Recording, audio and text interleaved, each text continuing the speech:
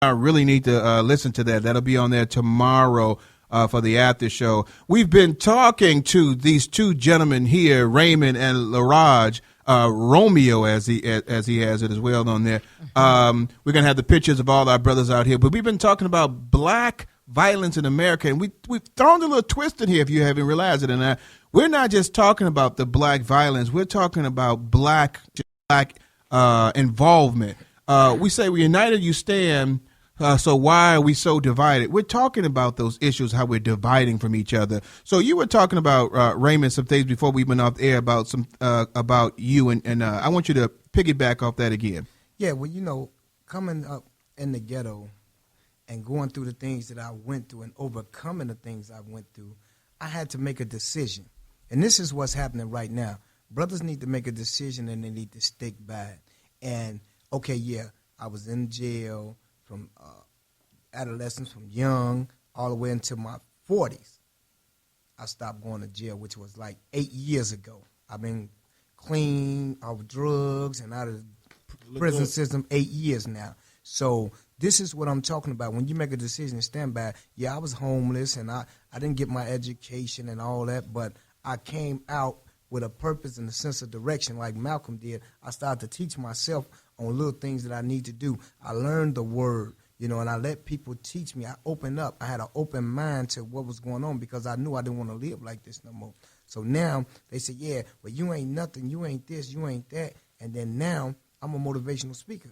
As I told y'all in my prelude, in my bio, I go all across the country speaking about the importance of education and violence prevention. And here I am, an uneducated man, as they say, who has nothing, who they said would never amount to anything, and then we just proved them wrong. And this is why we on this show now, to let the brothers and the sisters know we have to prove the people wrong by educating your mind, staying focused and committed to whatever it is you committed to in order to get out the ghetto. Because you ain't going to get out the ghetto if you ain't got no plan. Mm-hmm. They say, what they say about the plan, if you don't plan, you plan to fail. Mm-hmm. And so this is what it is. And then with the Willie Lynch syndrome and all these concepts that these people have thrown at us, we're not even recognizing that it wasn't even them.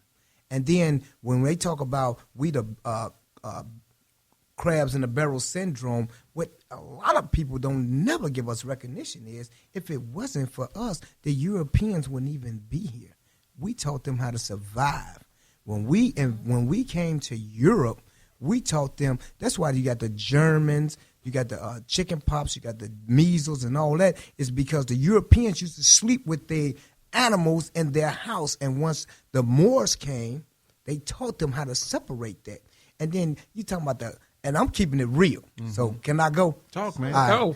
And then they talk about the Italians with the Italians with silk. Where that come from?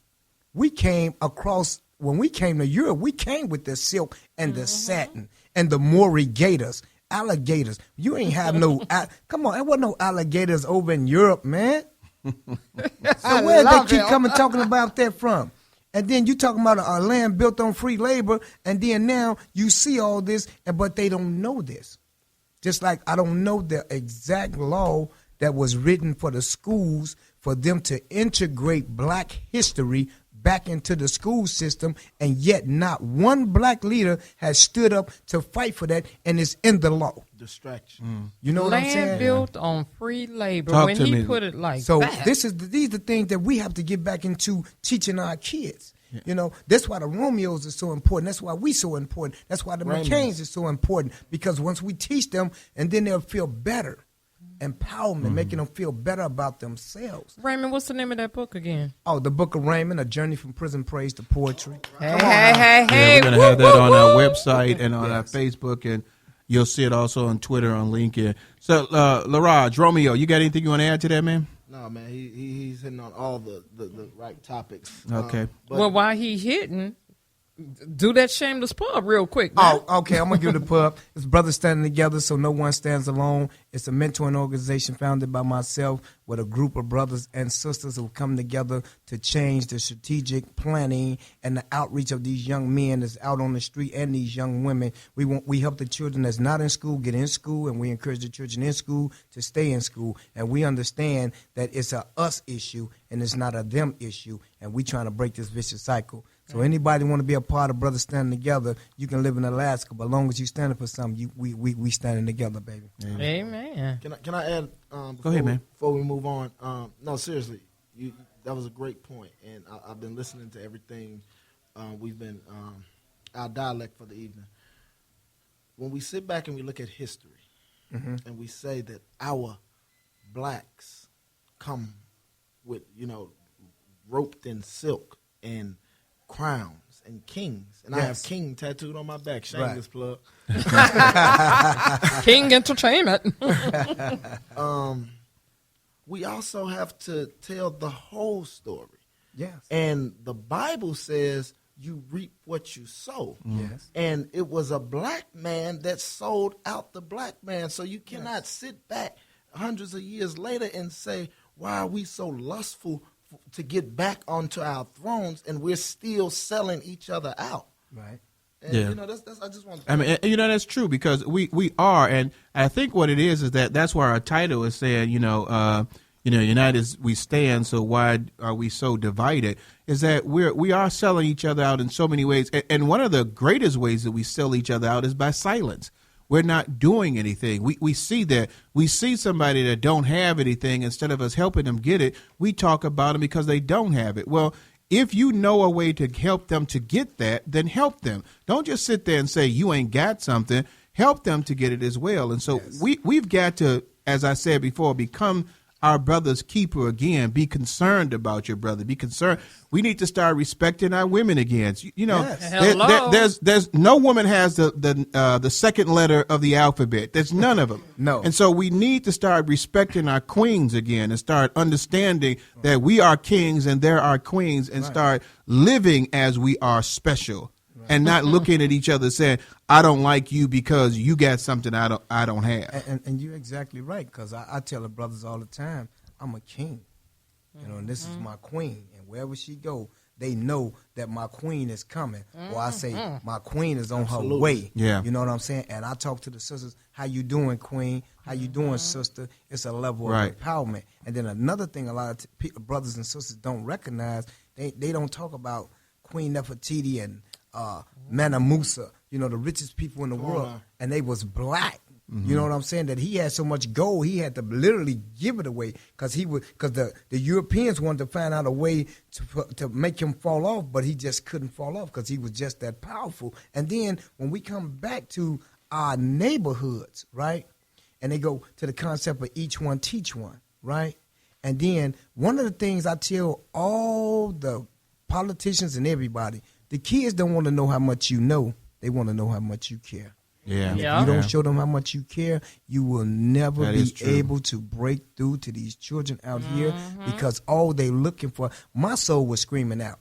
My soul was always screaming out, help, help. Anybody can help me? Yeah. Take me with you. Please take me with you. And you can tell the eyes of the story. So if you look in the kids' eyes, you can see whether they've been hungry, they've been malnutrition, they've been molested, or things of that nature. So you need to look at that, and then just like, that's why I commend Brother Romeo, because he's doing with these kids every day, and I miss that. That's why I go to the schools and I volunteer. I go on the streets, and I tell anybody that's called themselves and arrived, I say, when the last time you pulled over your nice car and got out and went and talked to some of the brothers on the corner? Yeah.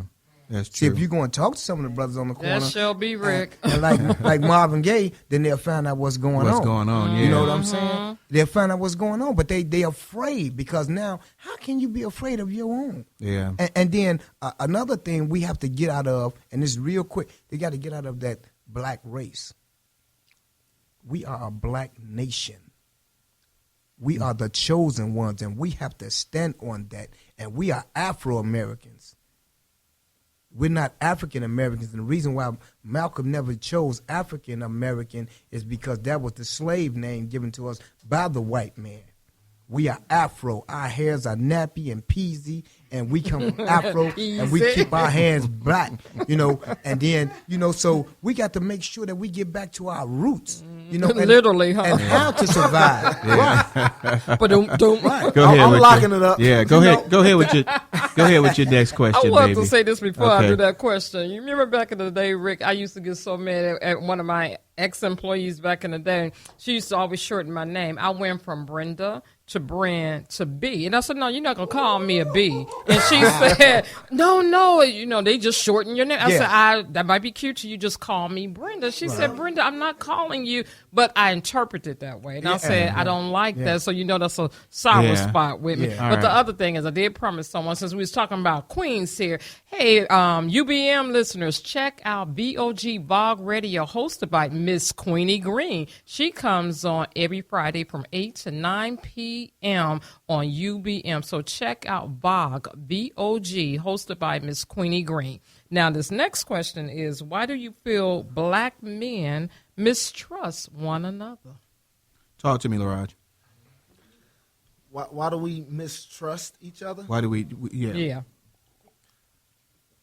It's conditioned. It's conditioned. As I stated earlier, am I my brother's keeper? It's a foreign language when we've only had advancement or attributes given by everyone other than us. And we look at our communities. The Arabs own the stores. They own the gas stations. And we go in there and hey, can I get some credit? Can I get this? Can I do this? Mm-hmm. And they give it. Yes. But I can't go next door anymore like I could 40 years ago and get some sugar. Right. The government's been giving us public aid, public assistance, and we've survived on someone else giving us something. Right. And because there's this big mistrust in the government and in America, how do we forgot how to bring it back and say, okay, let's start with the simple things. Let me trust or talk to the person next door. No. We get up and we get our money like the Michael Jordans and we move out of these situations. But do we move into a higher situation where there are more successful black people who are standing together and trying to combat these issues? No. We say, hey, I'm going to take this book and I want Amazon to promote it. I don't want Amazon to promote my book. Right. We have this distrust, and I don't want them to call back in. No, actually I do. Actually I do, bro. But, I had this conversation with DeMarco, and I told him, I said, if you work in America and your aspiration is to get a Mercedes-Benz, that's your personal choice.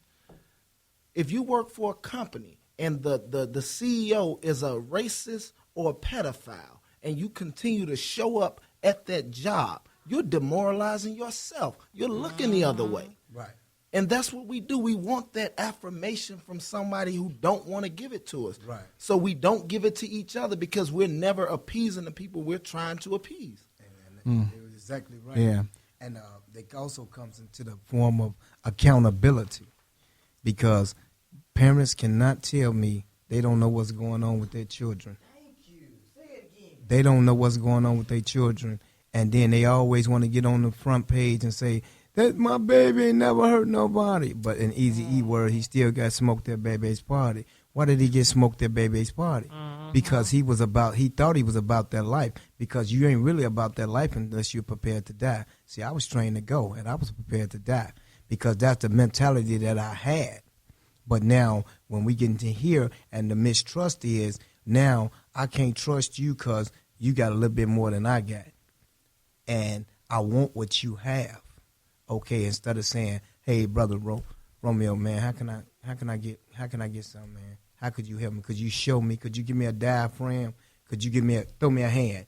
And and the brother can stick his hand out and help you, pull you up Without stabbing you in the back. without stabbing you. You don't have to be stabbed in the back. And all you have to do, but you have to learn how to trust. And see, that's when they broke that.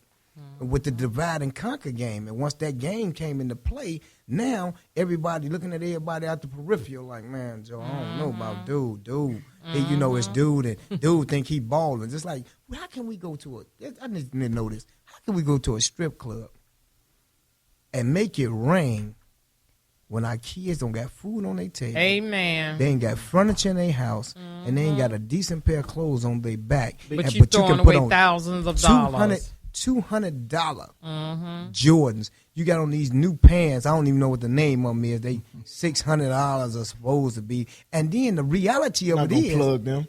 Right, don't plug them. Right. So, but then we say